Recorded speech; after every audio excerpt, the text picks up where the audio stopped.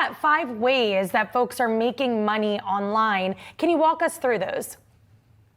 Sure. Well, there are a ton of ways to make money online. Some are better than others. So our reporter did some digging to figure out which ones were really more proven and legitimate. One of those is becoming a virtual assistant. There's a ton of flexibility here, whether you want to work part-time or full-time. Tasks range from making phone calls to data entry. So that's a really great option.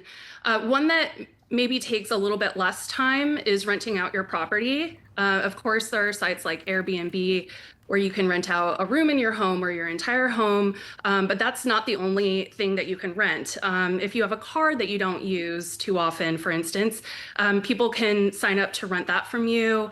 Or if you have a parking spot on your property that you're not using, that's another great way to make some rental income. If you're looking for something that's a little more like freelance or contract based, consider signing up for a gig website. Platforms like Fiverr and Upwork allow you to do micro tasks that range from data entry, photo editing, grocery delivery. So there's really a lot of options there.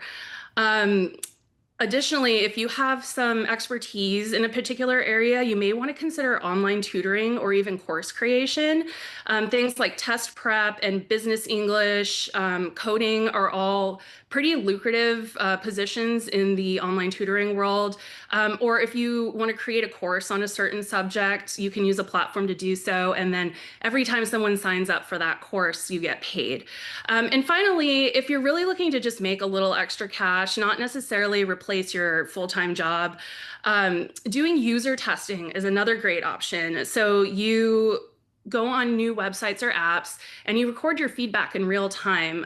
You usually get a few jobs a week and they typically last around 20 minutes. So it's a great, easy way to just add a little extra cash. Right, some really interesting options there, especially at a time when there's a lot of pessimism in the current job market. But one thing people do need to watch out for is online scams, right? What are the risks there and what can people do to avoid falling victim to some of these scams? Sure. Well, like most things on the internet, job listings are going to have a few scams in there. People who are preying on the fact that you may be needing extra money, looking for work. So it's really important to be aware of these red flags. One of those is a job listing that promises you work without going over your qualifications or regardless of your qualifications. The same is true of any listing that has very unrealistic or unclear pay. So like a listing that says you could earn anywhere from $20 to $200 per hour, that's probably not a legitimate one. You should also watch out for anybody who reaches out to you like via a cold call versus you reaching out to them regarding a job. That's usually a pretty big red flag.